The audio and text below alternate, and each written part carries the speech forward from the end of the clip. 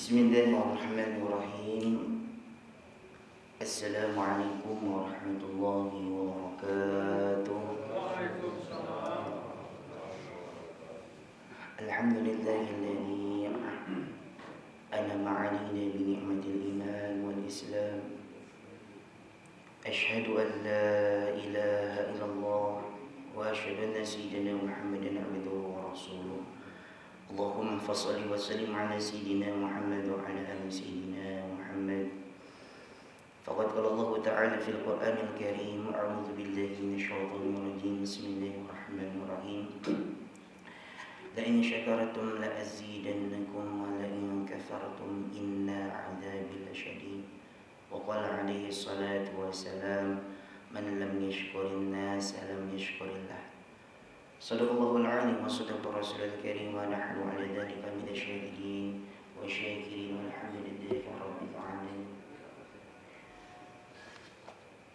Hadirin dirahmati Allah Subhanahu wa taala, pada pertemuan kali ini mari sama-sama kita membaca Bismillahirrahmanirrahim. Selanjutnya kita baca surat Al-Fatihah. Kita bertawasul kepada Allah Subhanahu wa taala dengan Al-Fatihah ini.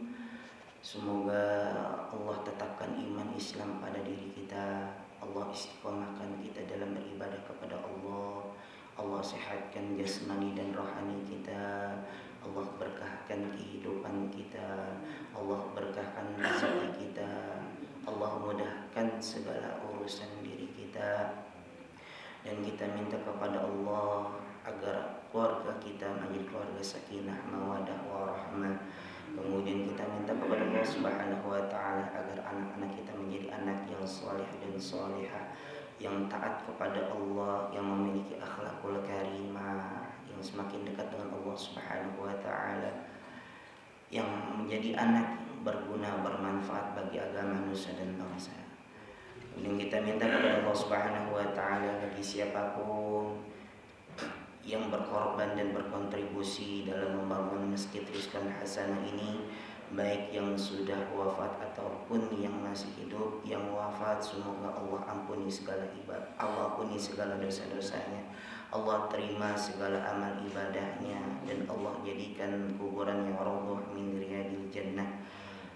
Ala hadini wa kunyatin salihah ila hadati sayyidil wujud sayyidina Muhammad sallallahu alaihi wasallam bisiril Fatihah. A'udzu billahi minasyaitonir rajim. Bismillahirrahmanirrahim. Alhamdulillahi rabbil alamin arrahmanir rahim maliki yaumiddin. Iyyaka na'budu wa iyyaka nasta'in. Ihdinas siratal mustaqim. Siratal ladzina an'amta 'alaihim ghairil maghdubi 'alaihim waladdallin.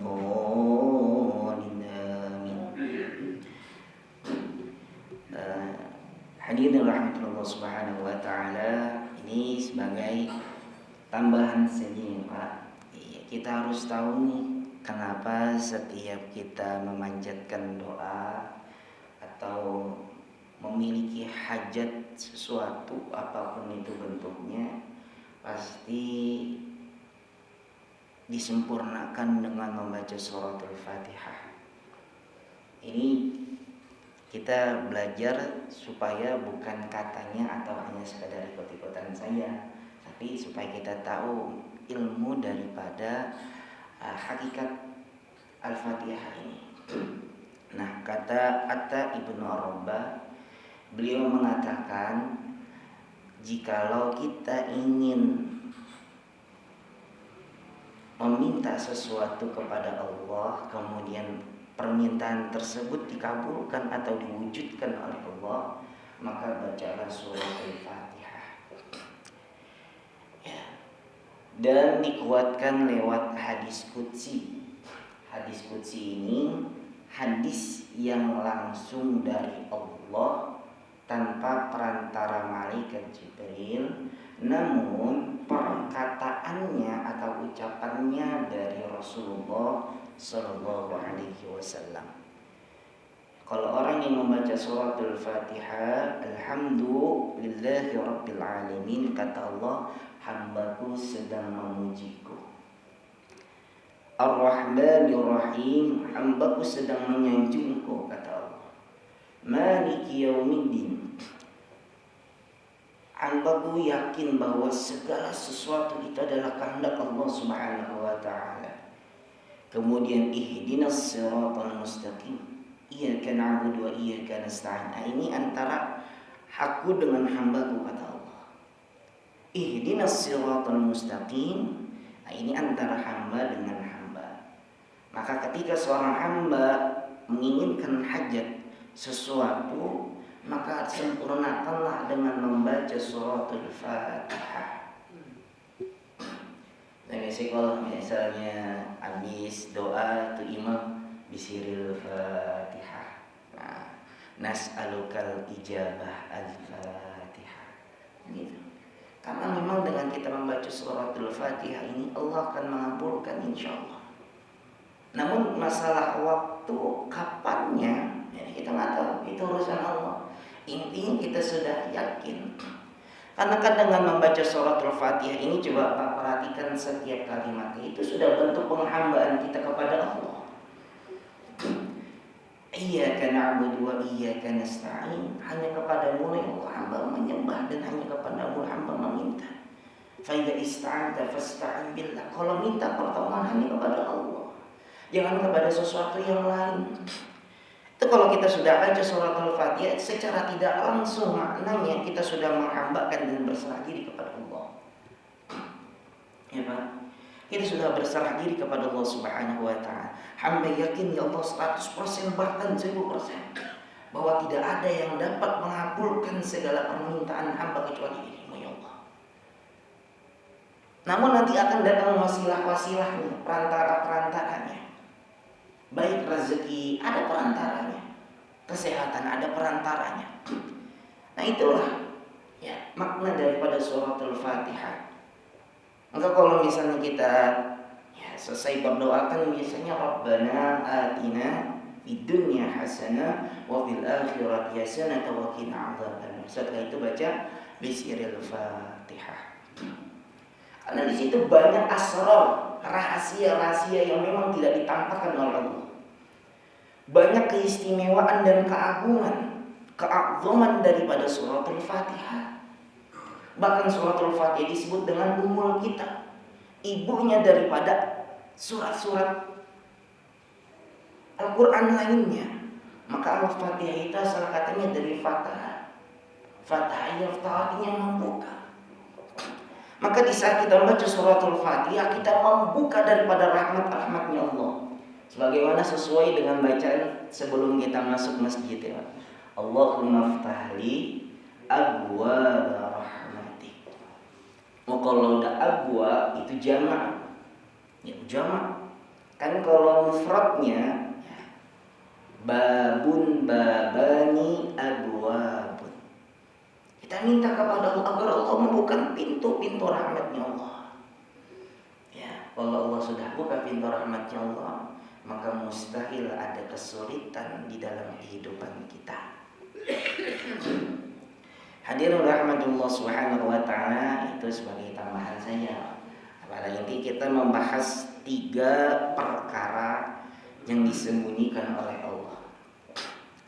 Yang pertama ini di dalam kitab Ihya Ulumuddin yang ditulis langsung oleh Al-Imam Ghazali radhiyallahu anhu, Hujjatul Islam, julukan beliau itu. Hujjatul Islam itu artinya referensinya orang-orang Islam. Jadi tentang tauhid, perkara tasawuf, kemudian fikih atau menjalani kehidupan sehari-hari, kita berparameter kepada Imam Al-Ghazali radhiyallahu anhu. Beliau mengatakan dan mengutip di dalam kitab beliau bahwa ada 3 perkara yang Allah sembunyikan terhadap hambanya. Yang pertama, Allah menyembunyikan keridhaan terhadap hambanya. Saya ulang, Allah menyembunyikan keridhaannya terhadap hambanya. Maka jangan sesekali meremehkan perbuatan baik sekecil apapun. Maka jangan sesekali meremehkan perbuatan baik sekecil apapun, karena kita tidak tahu perbuatan baik manakah yang membuat Allah ridho terhadap diri kita. Kita rumuskan dulu ya Pak. Kemudian yang kedua, Allah menyembunyikan kemarahannya terhadap hambanya. Allah menyembunyikan kemarahannya terhadap hambanya. Maka jangan sesekali meremehkan perbuatan dosa sekecil apapun, karena kita tidak tahu perbuatan dosa manakah yang membuat Allah murka atau marah terhadap diri kita. Maka jangan sesekali meremehkan perbuatan dosa sekecil apapun, karena kita tidak tahu dosa manakah yang membuat Allah murka atau marah terhadap diri kita. Kemudian yang ketiga, Allah menyembunyikan wali Allah, tanda kurung, kekasih Allah, tutup kurung. Yang ketiga, Allah menyembunyikan wali Allah, tanda kurung, kekasih Allah, tutup kurung. Maka jangan meremehkan siapapun, karena kita tidak tahu, bisa jadi yang kita remehkan itu adalah walinya Allah. Mari kita kupas satu persatu. Hadirin rahmatullah subhanahu wa ta'ala. Yang pertama Allah menyembunyikan keridhoannya terhadap hambanya. Maka jangan sesekali meremehkan perbuatan baik sekecil apapun, karena kita tidak tahu perbuatan baik manakah yang membuat Allah ridho terhadap diri kita. Cara supaya Allah ridho terhadap diri kita itu biimtisali awamirihi wajtinabi nawahihi. Cara supaya Allah ridho terhadap kita dengan melaksanakan apapun yang diperintahkan oleh Allah dan meninggalkan apapun yang dilarang oleh Allah Subhanahu wa ta'ala. Kita berusaha, ya, kita berusaha untuk menjalani setiap apa yang diperintahkan oleh Allah Subhanahu wa ta'ala. Ini salah satunya sholat. Ya. Nah kan alhamdulillah kita bersyukur kepada Allah Subhanahu wa ta'ala. Kita diberikan kesempatan yang luar biasa oleh Allah. Ya. Dari tahun 2024 sampai 2025. Alhamdulillah kita masih dalam keadaan sehat. Kita masih dapat istiqomah melangkah ke masjid. Nah itu tanda kita harus bersyukur kepada Allah Subhanahu wa ta'ala. Itu salah satunya membuat Allah ridho terhadap diri kita. Karena gini Pak, kita sambil traveling ya Pak, jalan-jalan gitu ya. Karena menjadi hamba Allah yang berkualitas itu, menjadi hamba Allah yang berkualitas, kehadirannya sangat dinantikan dan didambakan oleh bangsa dan agama. Karena manusia yang berkualitas menjadi parameter keberhasilan, kemajuan, dan kesejahteraan bangsa dan agama. Maka bagaimana caranya menjadi manusia yang berkualitas? Salah satu diantaranya yang paling efektif menjadi manusia yang berkualitas adalah memanfaatkan waktu yang telah Allah berikan terhadap diri kita. Subhanallah. Kalau kita berbicara tentang waktu, Allah sangat memperhatikan sekali waktu. Allah sangat memperhatikan sekali, bahkan Allah sangat menekan hambanya terhadap waktu. Bahkan Allah bersumpah di dalam Quran terhadap waktu. Wal-lail, demi waktu malam. Wad-duha, demi waktu duha. Wal-asri, yang tidak asing di kuping kita, di telinga kita, bahkan tidak sedikit kita yang sudah hafal. Wal 'asri innal insana lafi khusrin illa alladhina amanu wa 'amilus solihati wa tawasaw bil haqqi wa tawasaw bis sabr. Kita bahas wal 'asri, demi masa atau demi waktu. Innal insana lafi khusr. Sesungguhnya banyak manusia berada dalam kerugian. Nah, kalau kita bahas secara gramatika bahasanya, kalau misalnya waw itu Pak, kita belajar ilmu nahwunya ya sebagai pengetahuan, waw itu sebagai waw qasam. Waw qasam itu artinya waw sumpah. Wal 'asri, demi bersumpah. Innal insana, sesungguhnya. Kalau misalnya kalimat diawali kalimat sumpah, kemudian inna, sesungguhnya, berarti ini sangat penaukitan Pak, sangat penekanan sekali. Sesungguhnya banyak manusia berada di dalam kerugian. Namun siapakah yang tidak termasuk orang yang merugi, kata. Maka dibagi menjadi 3 bagian. Yang tidak termasuk orang yang merugi adalah illal ladzina amanu. Waktu yang Allah berikan terhadap hamba tersebut, dia tingkatkan kualitas dan mutu ketakwaannya kepada Allah Subhanahu wa taala. Jadi waktu yang Allah berikan digunakan untuk meningkatkan iman dan takwa, iman dan takwa, iman dan takwa.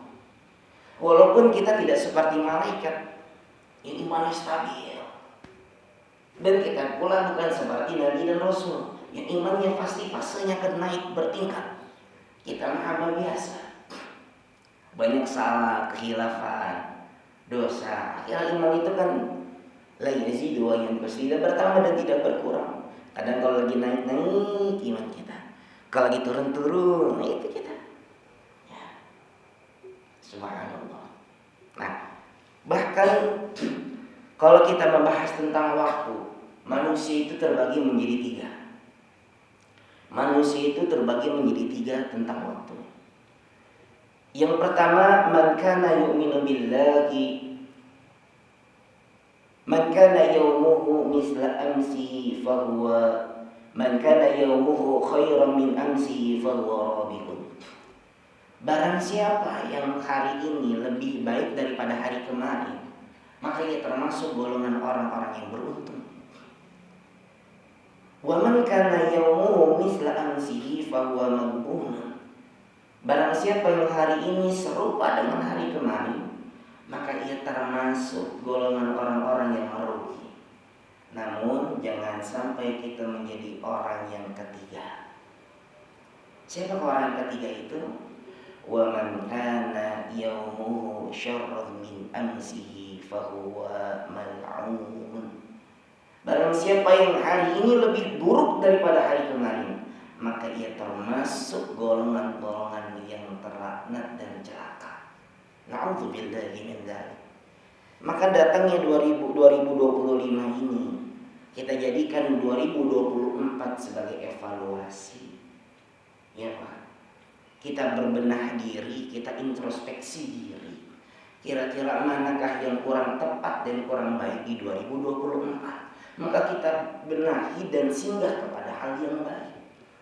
Dan di 2025 kita mulai revisi. Nah yang kemarin 2024, wah ini banyak lalainya nih. Faktornya apa nih yang membuat kita lalai? Nah cari. Nah setelah sudah menemukan ya poin-poinnya, maka revisi. Jangan sampai dilakukan kedua kalinya. Masa masuk lubang yang sama, udah tahu ada sumur, masih aja lewat situ.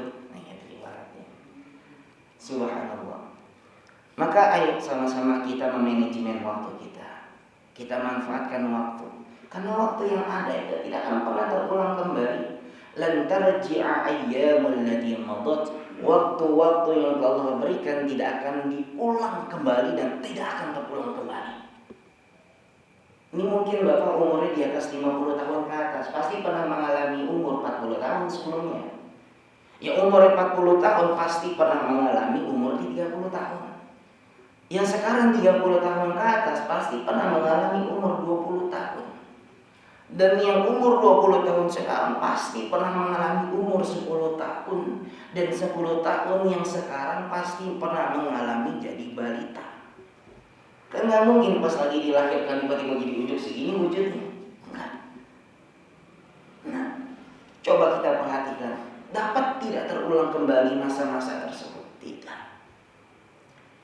Walaupun 1 jam, walaupun 1 menit, bahkan 1 detik pun waktu yang sudah terulang, waktu yang sudah berlalu tidak akan terulang kembali. Maka jangan sampai kita menjadi orang yang merugi sebabkan karena waktu. Ya. Nah, kemudian yang kedua yang tidak termasuk orang yang merugi itu wa'amilus shalihat. Waktu yang Allah berikan dia gunakan untuk mengerjakan amalan-amalan soleh yang tidak hanya bermanfaat untuk dirinya sendiri, namun bermanfaat untuk orang lain. Khairun nasi anfa'uhum linnas. Sebaik-baiknya manusia mah enak yang paling bermanfaat bagi orang lain. Ya, paling bermanfaat bagi orang lain. Walaupun kita tidak memberikan manfaat dari material, walaupun tidak kita memberikan hal tersebut, namun setidaknya dengan tenaga kita. Dengan tenaga kita pun karena kita tidak memiliki kemampuan karena faktor kesehatan. Maka jadi orang yang bermanfaat dengan pemikiran-pemikiran yang baik. Nah, itu termasuk orang yang bermanfaat. Jadi orang bermanfaat itu gampang dan sederhana. Namun pertanyaannya kita mau atau tidak. Jadi orang bermanfaat. Karena kita tidak tahu tadi yang manakah amalan-amalan apakah yang menyebabkan Allah ridho terhadap diri kita. Dan kemudian yang ketiga menjadi orang yang tidak termasuk orang yang merugi adalah wa tawassaw bil haqq wa tawassaw bis sabr. Mengingatkan kepada yang hak, mengajarkan atau memberitahu kepada kesabaran. Sabar itu pahit.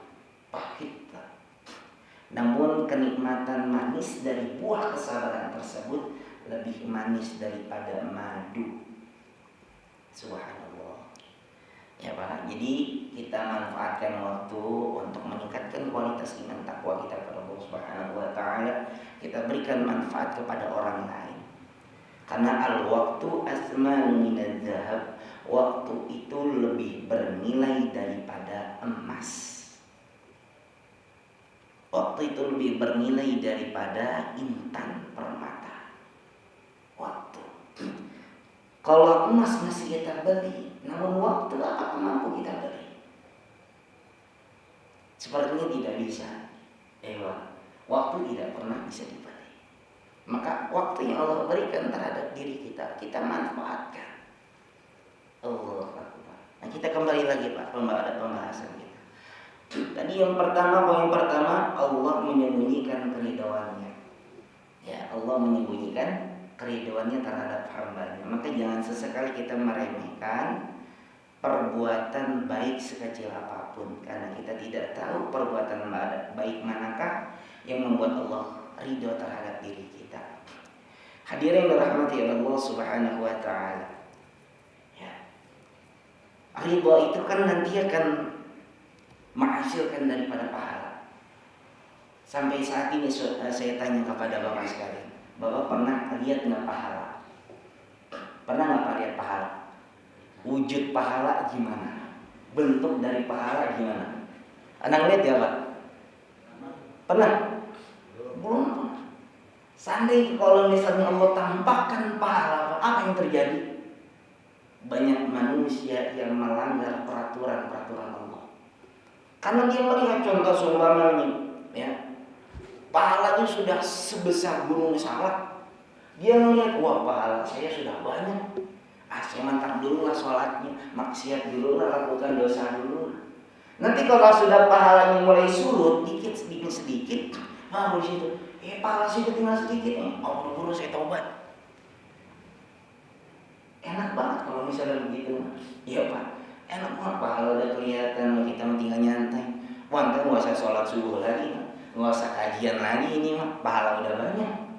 Apa yang kita lakukan? Lalai, melakukan sesuatu yang dilarang oleh Allah. Nanti kalau pahala sudah mulai sedikit, baru balik lagi ya. Subhanallah.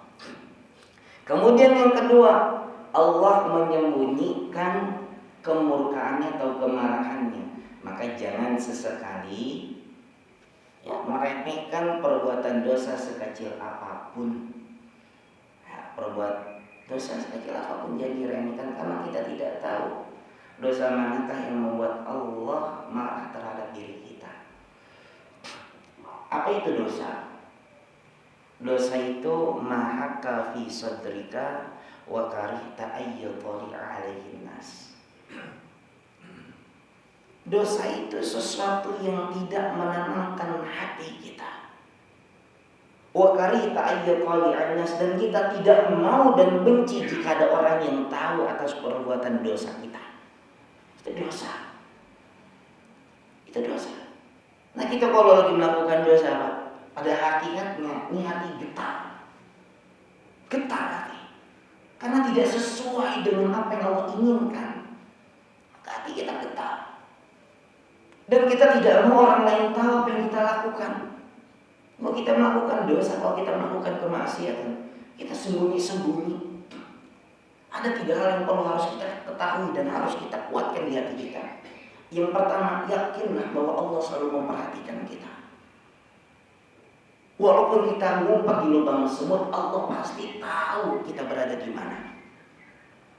Kemudian yang kedua, yakinlah setiap pembicaraan kita Allah dengar. Walaupun kita berbicara secara bisik-membisik, tapi kita harus yakin bahwa Allah itu akan mendengarkan apa yang kita ucapkan. Dan yang ketiga, perlu kita ketahui bahwa Allah mengetahui apa yang terbesit di dalam hati kita. Ini 3 harus kita kuatkan di dalam hati. Bahwa Allah itu selalu memandang dan memperhatikan apa yang kita lakukan. Wah, fulan lagi ngapain? Tapi subhanallah, di saat kita melakukan dosa, Pak, ini luar biasanya Allah, rahmatnya Allah, kasih sayangnya Allah.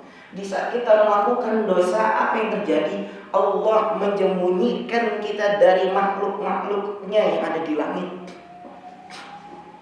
Allah gak ngasih tahu kepada hamba-hamba Allah yang ada di langit. Allah gak ngasih tahu ini hamba sedang melakukan kemaksiatan, dosa. Allah gak ngasih tahu.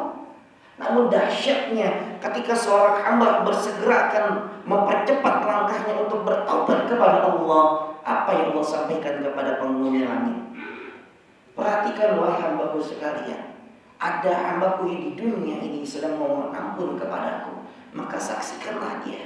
Dia termasuk golongan hamba-hambaku yang beruntung. Subhanallah. Kita sadar, Pak, mungkin dulu semasa muda kita atau semasa remaja kita melakukan kenakalan-kenakalan yang mungkin tidak hanya merugikan diri sendiri, namun merugikan orang lain. Mungkin kita dulu bergelima akan dosa. Kita yakin itu, Pak, kita pernah melakukannya. Karena kita manusia, makhluk khotowan, yang tempat salah dan lupa. Namun Allah tidak pernah putus mengampuni dosa-dosa yang telah kita lakukan. Subhanallah. Walaupun dosa kita besar sekali. Pada suatu ketika saya ngobrol sama teman, saya bergaul dengan siapa aja kita, lagi ngobrol bareng, tiba-tiba teman saya nanya. Dia nanya seperti ini, kalau misalnya saya melakukan dosa, ini termasuk dosa besar, kira-kira Allah ampuni saya nggak sih? Kalau di dalam perspektif manusia, jika dia sudah melanggar perbuatan yang dosa besar di dosanya, maka manusia apa? Menghujat, mengintimidasi, menghina, mengolok-olok, itu manusia. Iya, Pak. Kita tidak pernah tahu, Pak. Coba perhatikan anak-anak kita yang ada di jalanan. Maaf yang di sini banyak tatonya. Ya, mungkin di sini banyak tingginya. Kita tidak tahu sebenarnya mereka sedang mencari dan mereka butuh orang yang mau mengajarkan dan mengarahkan mereka. Namun pandangan kita, Pak, kalau misalnya punten nih, Pak, maaf bisa minum, Pak. Kalau misalnya ada orang yang pakai bajunya jaket levis, pakainya levis, kemudian tatoan, tindikan, dia masuk ke masjid, prasangka kita apa Pak? Jangan-jangan dia mau ambil kotak amal nih. Benar nggak Pak? Itu prasangka dari manusia. Kalau misalnya kita seperti itu Pak, ya pantas mereka siapa yang mengayomi dan mengajar. Maka saya katakan kepada teman saya, oh pasti sekali, pasti Allah akan ampuni dosa-dosa kita. Apa kalimatnya? Ya ibadiyalladzina asrafu ala anfusihim la taqnatu min rahmatillah.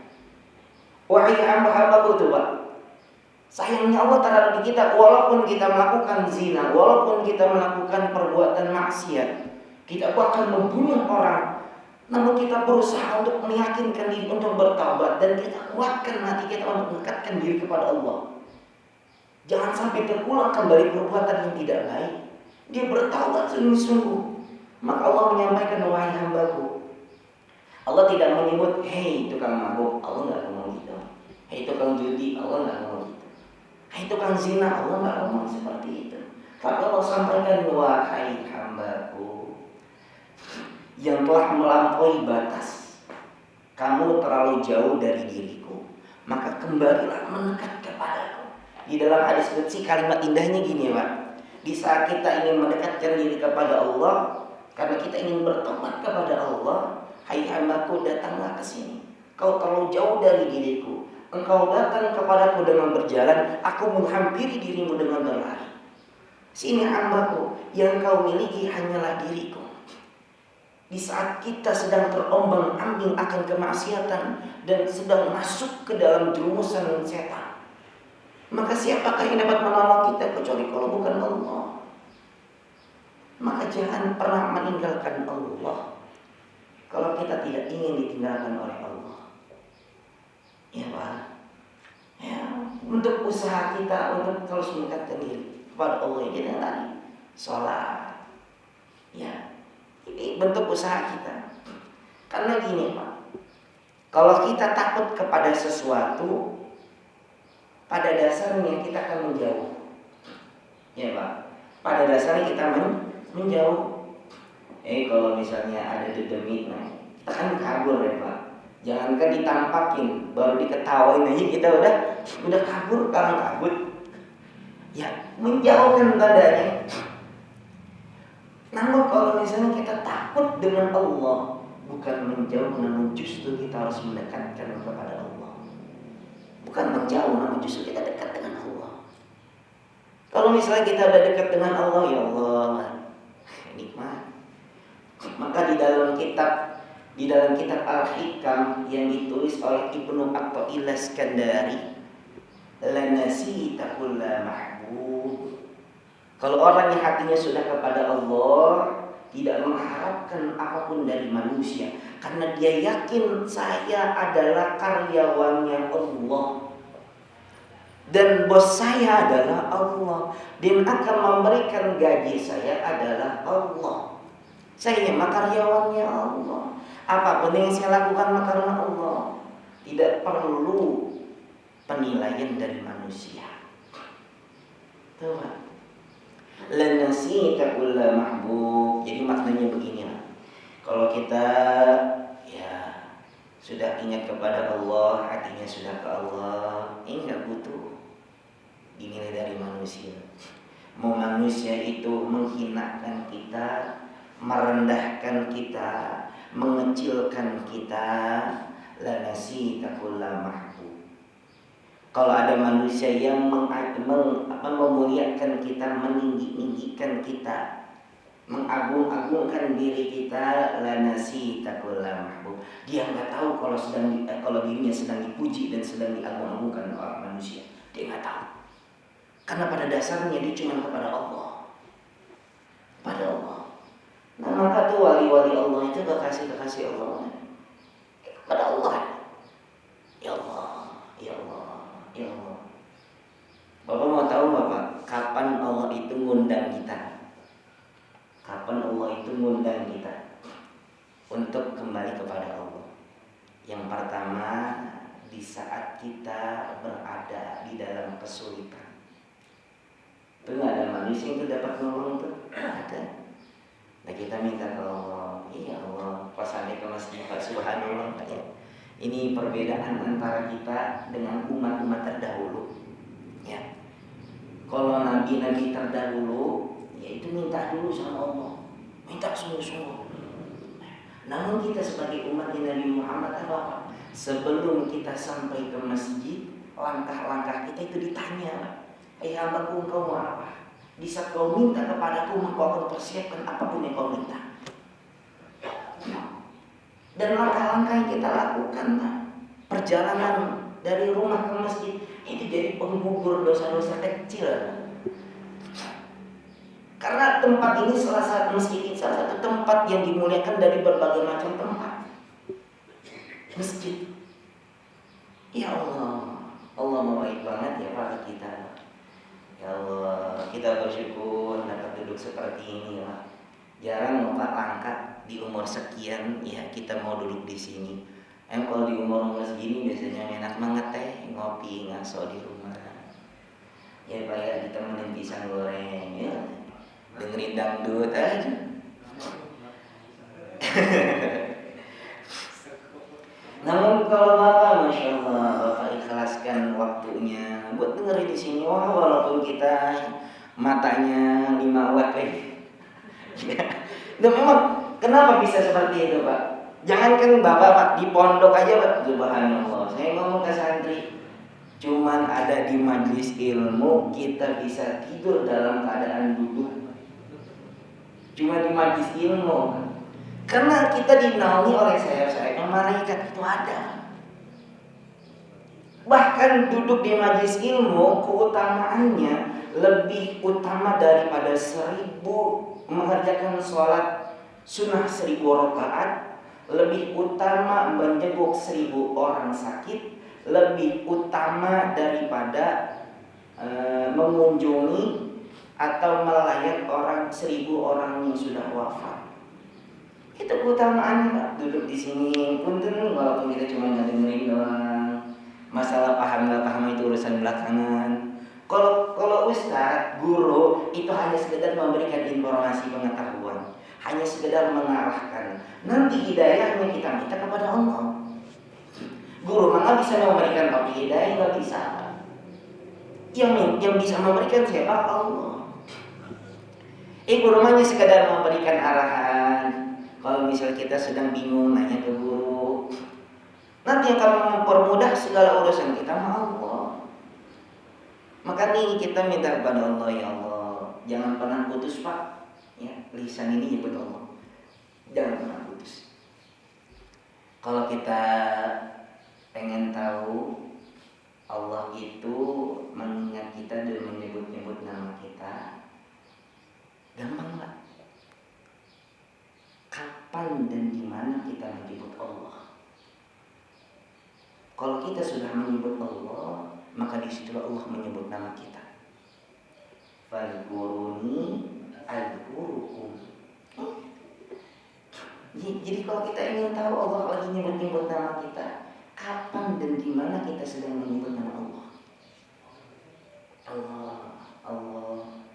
Ya, bahkan kalau misalnya kata orang-orang tasawuf, ya, orang-orang thariqah itu, hati ini ya detak jantungnya sesuai dengan penyebutan nama Allah. Itu udah tingkatan luar biasa. Allah. Mulai dari lisan dulu. Allah. Lagi diam sambil ngobrol, nanti mulai terbiasa. Karena kita dawamkan nanti hati Allah. Kalau udah zikir mah banget kehidupan. Kayaknya sulit banget nih, menurut orang mah sulit, tapi karena kita dekat dengan Allah gampang aja. Karena pasti Allah akan memberikan solusi yang terbaik buat diri kita. Kalau kita mendekat sama Allah memang nggak mungkin Pak PHP ini, kita nggak mungkin. Kalau kita dekat sama manusia, kemungkinan besar bisa manusia PHP, benar nggak? Pemerintah harapan palsu manusia. Namun kalau kita dekat dengan Allah nggak pernah PHP, nggak pernah mau PHP kita. Ya, jadi begitu banyak ya, nikmat-nikmat yang Allah berikan terhadap diri kita. Syukuri, ya syukuri. Konteks sebenarnya Mak, saya merenungin Mak. Apa sih nikmat itu? Apa sih nikmat itu? Nikmat itu sesuatu yang Allah berikan terhadap diri kita yang sifatnya menyenangkan. Itu nikmat. Ya, itu nikmat. Dan sesuatu yang Allah berikan terhadap diri kita yang sifatnya tidak menyenangkan juga, itu termasuk nikmat. Tergantung bagaimana cara menyikapi nikmat tersebut. Kalau misalnya kita kan kalau bersyukur mah enak banget ya. Gimana sih konteks bersyukur Pak? Alhamdulillah, terima kasih ya Allah. Terima kasih ya Allah Pak. Habis binikmatillah syukran wa tarkuha kufran. Sering-sering Pak bicara nikmat Allah kepada orang. Ya. Tapi ada perkataan dari ulama, jangan sering kau mengupload bahasanya. Kau memberitahu manusia tentang nikmatmu, karena bisa jadi ada manusia yang tidak senang dengan apa yang kau dapatkan. Ini bisa jadi. Namun kita bicarakan juga nikmat Allah, tahadus binikmat, bersyukur sama Allah. Tapi ini antara bersyukur dengan takabur tipis. Tipis Pak. Kita sering ngomongin tentang diri kita, itu antara takabur dengan syukur ya. Atau hati-hati. Ya, awas hati-hati. Maka saya dapat pesan dari guru saya gini, kamu nih nanti kalau misalnya pulang dari pesantren, nanti ditokohkan sama masyarakat, katanya dijadikan sebagai pemimpin, bahkan tangannya cium tangan, jangan ada sifat takabur. Ya, jangan ada sifat takabur. Mohon maaf ya Pak ya. Kalau ada orang tangannya dicium, bolak-balik terus. Kalau udah jadi haji, orang cuma bolak-balik. Kalau nggak bolak-balik ngabdol. Ada orang tangannya dicium, ya Allah. Kemudian yang dicium tangannya ujub, sombong, berbangga diri. Awas hati-hati Pak. Dosa orang yang cium tangan ke Bapak kembali kepada Bapak, ditransfer ke Bapak. Awas. 10 orang cium tangan kita berbangga diri dengan karena dicium tangan kita, awas hati-hati. 10 dosa orang tersebut dipindahkan kepada kita yang dicium tangannya. Awas hati-hati Pak. Namun jangan juga orang pengen cium tangan, ulah. Jangan. Pengen dikata apa? Tawadu. Pengen dikata tawadu artinya takabur. Karena tadi pengen jangan, udah mau tawadu gitu, tangannya mau dicium. Namun beda juga Pak. Kebanyakan kalau orang-orang yang belajar di Timur Tengah memang tidak diajarkan cium tangan. Ya, kalau orang belajarnya di Timur Tengah itu memang mayoritas tidak cium tangan, karena cium tangan itu budayanya orang Indonesia. Ya, ini namanya adah. Satu adat istiadat al-urf kalau di dalam kaidah fikihnya, di dalam ilmu ushul fikihnya. Ya, kalau misalnya kita kan ada istilah sungkeman, nggak ada kalau di Timur Tengah loh, nggak ada. Ya, itu cuma ada di Indonesia doang. Cium tangan itu cuma ada di Indonesia doang. Memang kalau mayoritas orang yang belajar di Timur Tengah gitu, dan ada juga yang mau dicium tangannya. Ya, kan kalau banyak pola masing-masing di Timur Tengah pengen cium gini lah. Ya, kalau kita kan dari orang Indonesia dicium tangannya itu bentuk penghormatan. Kalau mereka bentuk penghormatannya dicium keningnya, bentuk penghormatan.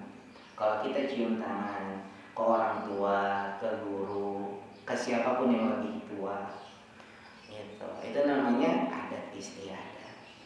Hadirin rahmati Allah Subhanahu wa taala. Kemudian yang ketiga yang disembunyikan oleh Allah Subhanahu wa taala adalah wali-walinya Allah.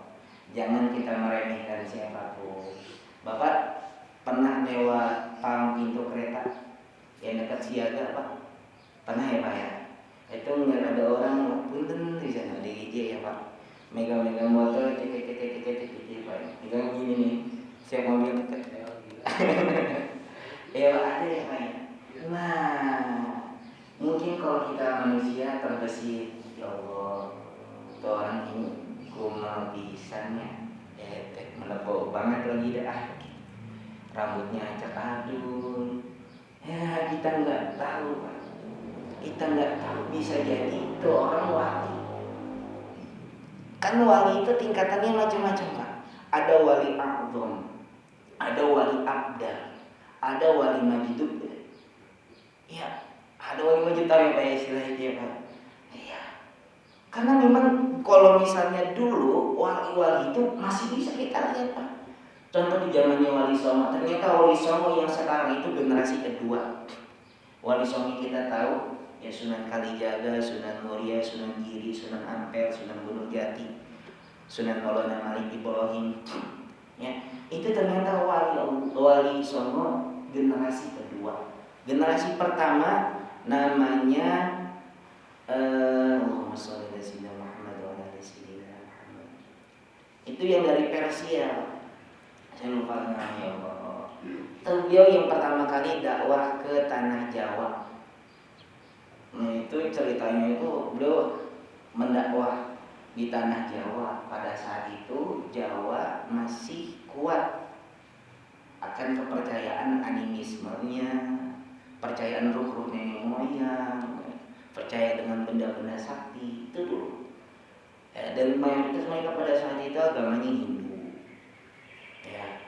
Dan itu subhanallah datang dia, nama syekhnya lupa saya. Nah, itu kan dia memiliki ilmu namanya ilmu hikmah.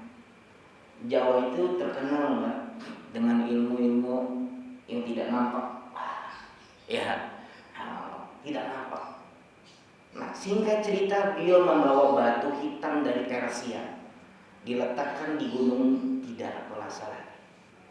Diletakkan di situ, dan apa yang terjadi? Makhluk-makhluk yang tidak nampak itu ada yang hancur, ada yang musnah, ada yang pergi ringkat.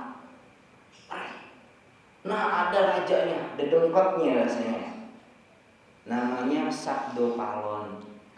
Ini mungkin kalau orang Jawa tahu ya, Sabdo Palon. Kalau misalnya ini jadi Semar gitu ya, yang bentuknya bungkuk itu, wah ada apa nih? Karena merasakan aura yang begitu dahsyat, bukan sembarangan. Akhirnya di situ loh negosiasi antara syekh tersebut dengan Sabdo Palon. Akhirnya singkat ceritanya mereka berantem. Nah, ada yang mengatakan 7 hari 7 malam, ada juga yang mengatakan sampai sebulan. Allahu a'lam. Ceritanya gimana? Ini berantemnya bukan kayak kita pukul-pukulan enggak. Kayak pakai ilmu. Ya Allah, subhanallah.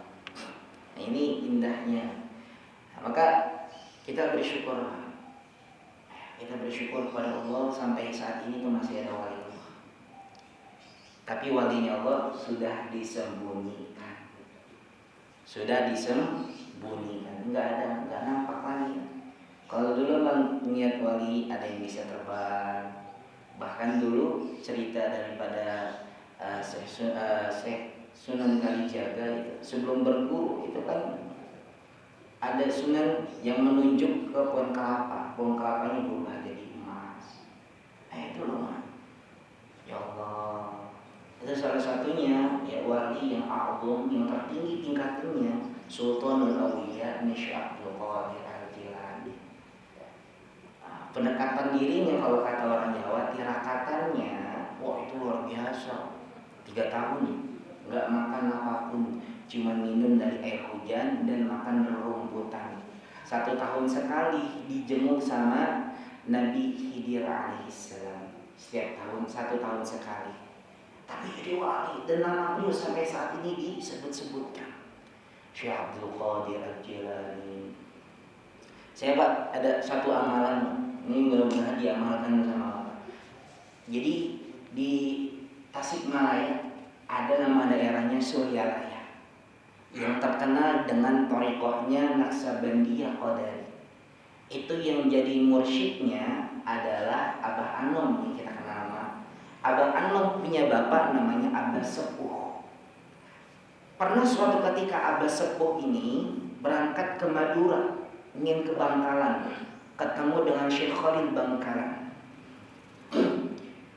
Dia lewat jalur darat, ketemu Syekh Khalil Bangkalan, dapat wejangan, dapat dawuh. Ya, dapat wejangan, Masya Allah. Pengen izin pulang, ya.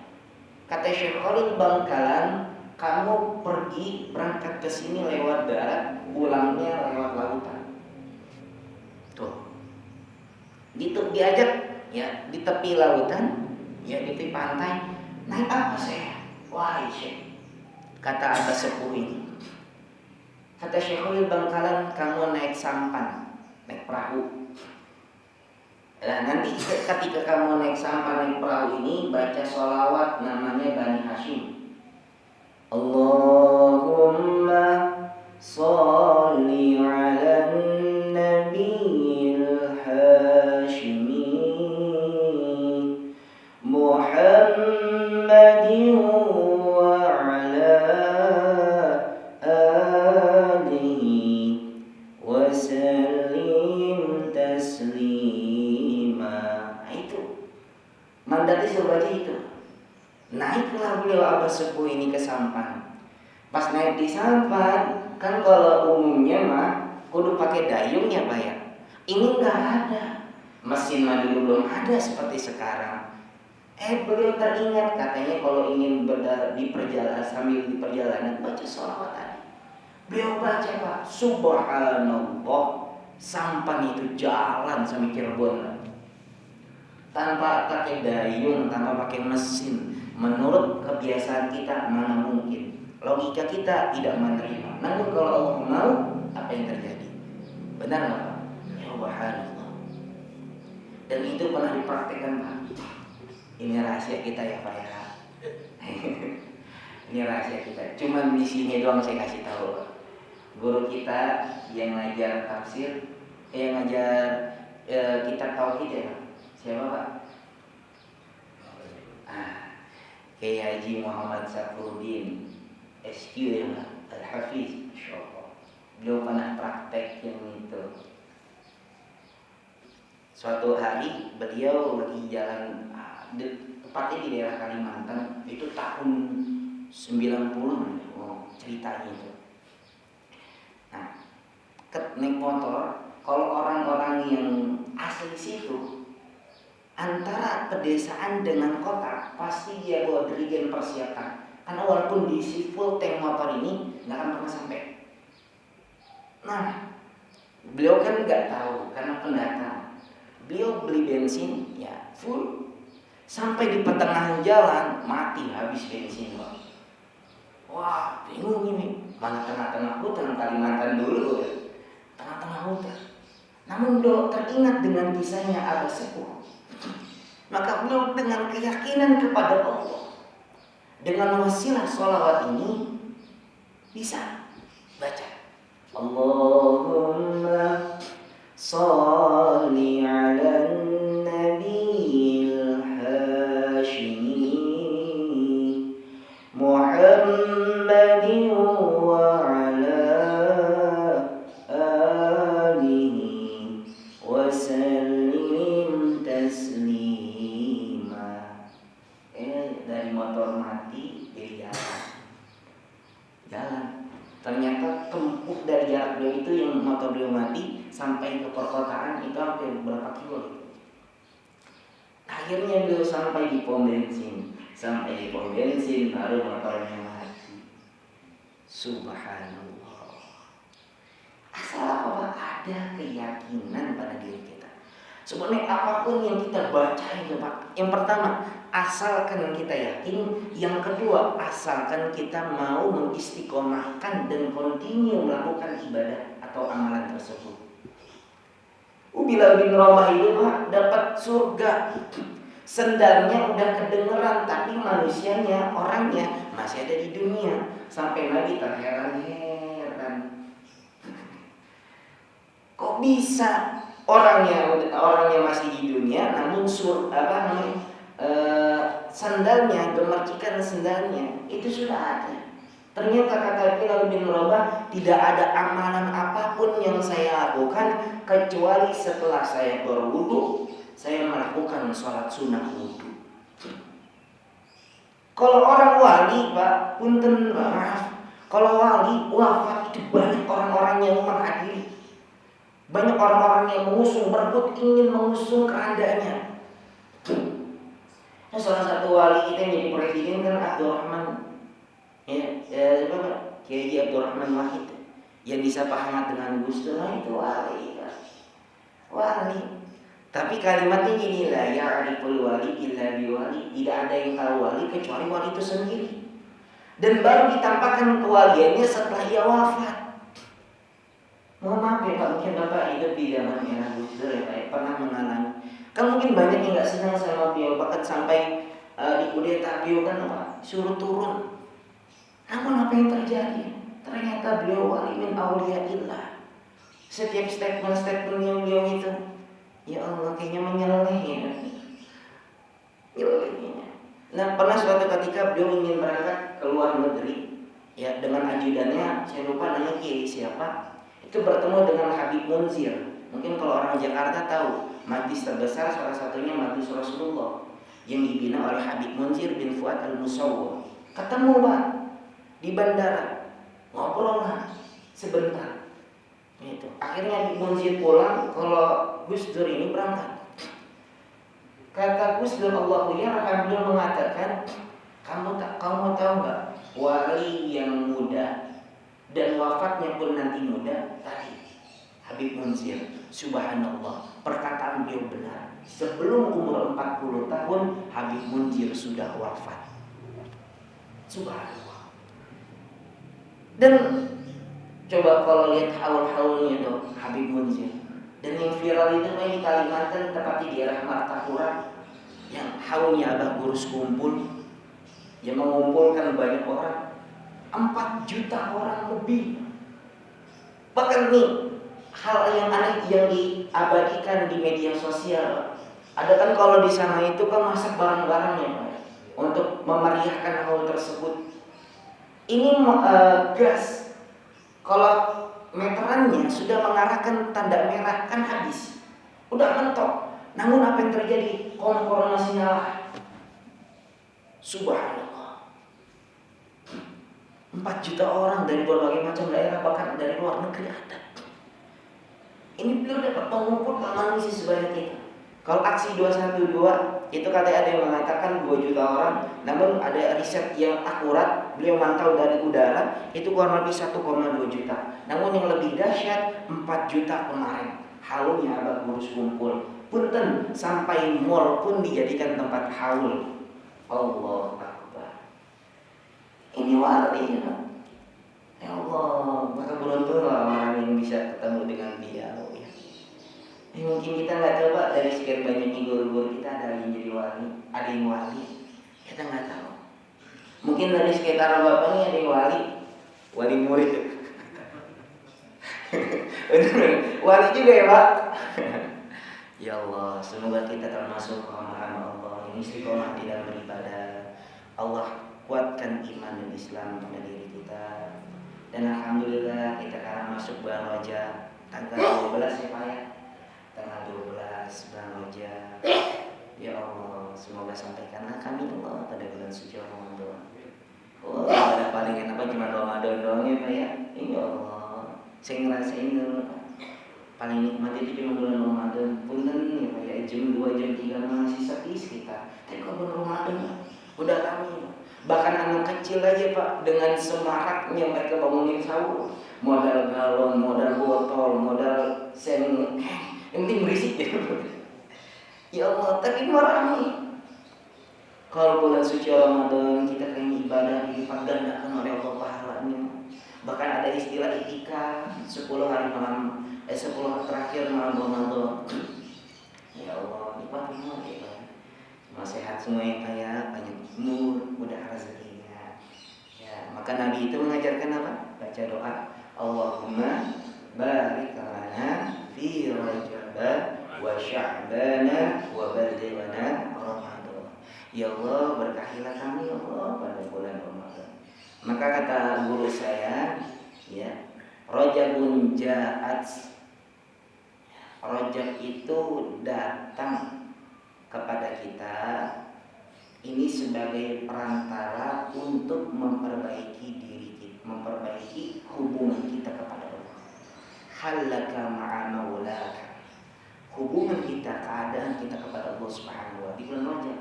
Maka ini secara tidak langsung kita simulasi untuk menyambut bulan suci Ramadan. Ya, ya Allah. Kemarin itu sempat viral apa pembahasan, boleh nggak sih kita melaksanakan puasa bulan Rajab? Boleh nggak? Tuh, ya memang tidak ada dalil secara eksplisitnya atau secara terperinci, itu nggak ada. Namun kita menggunakan dalil umum, ya menggunakan dalil umum bahwa ada 4 bulan yang sangat dimuliakan oleh Allah. Ya itu ada di dalam Quran surat At-Taubah. Bulan Zulqa'dah, Zulhijjah, Rajab, Muharram.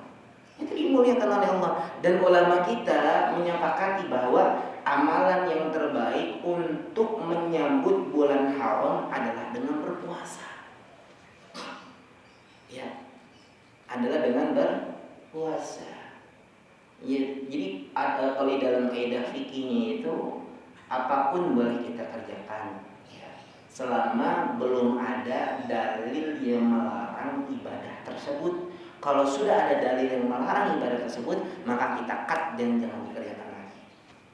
Ya Pak, yuk kita tutup pertemuan kita dengan membaca doa yang diajarkan oleh Nabi. Pakai lagam ya Pak ya. La ilaha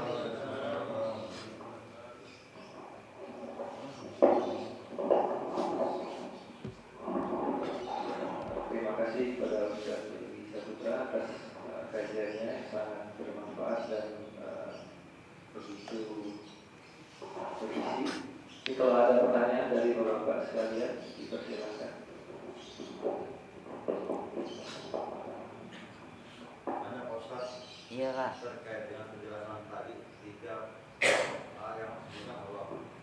Salah satunya Allah memberikan kemarahan. Salah satu menyembelihkan perbuatan-perbuatan yang ringan. Iya.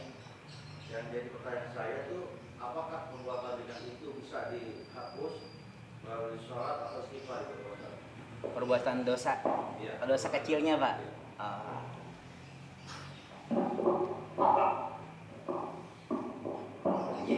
perbuatan baik yang kecil itu Pak, apakah dapat menggugurkan dosa kita? Nah, dapat. Kan tadi kalau kita ingin mendapatkan keridhaan dan digugurkan dosanya oleh Allah, buat baik. Mohon maaf ya Pak, sederhana gini. Kalau misalnya kita menolong orang yang sedang membutuhkan, apa Pak? Contoh, kita ngasih orang parkir asli Indomaret atau dari mana, misalkan kita ngasih parkir ke orang, kita kasih 2.000. Kita kasih 2.000 Pak, doanya luar biasa. Ya Allah semoga disehatkan badannya, panjang umurnya, dimudahkan rezekinya, dimudahkan segala urusannya. Itu secara tidak langsung pertama kita dapat pahala, kedua kita dapat doa, dan ketiga kita dapat ampunan dosa. Karena kita meringankan orang lain. Dari hal 2.000 itu kan remeh-temeh menurut kita. Namun bagi segelintir orang itu sangat bermanfaat. Apalagi kalau misalnya kita kasih 50.000, ya Allah Pak Haji, udah Pak Haji udah. Iya, kalau kita kasih 50.000, oh doanya. Itu terkadang bisa jadi manusia itu ada yang ikhlas jika sudah diberikan, ada yang memberikan dia ikhlas. Kalau manusia ikhlas dulu ketika sudah diberikan, jadi kita baru ikhlas kalau kita dapat feedback buat diri kita, kita kerja, itu baru ikhlas. Kalau misalnya kita kerja nggak dapat apa-apa, gerenteng. Tapi kalau misalnya kita memberikan namun kita ikhlas, siapa Pak? Manusia langka itu Pak. Suami ya Pak. Suami itu kan ikhlas ya Pak, ngasih duit Bapak ke istrinya, yang capek kita, yang lelah kita, yang letih kita. Namun kita kasih ke istri dan anak kita, ikhlas nggak Pak? Ikhlas. Itu manusia yang langka ya. Manusia yang langka. Nah, maka ada obrolan, kok beda banget ya? Curhat suami sama istri. Kenapa Pak? Ya Papa di parkiran, Papa cuma ngasih 2.000, didoain, banyak banget didoain.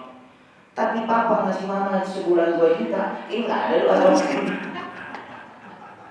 Oh enggak loh Pak, didoain ketika sedang sholat.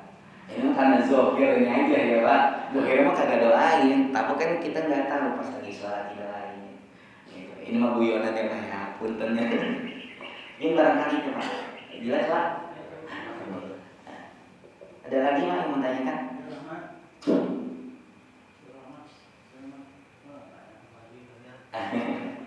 Kalau ada mungkin tutup.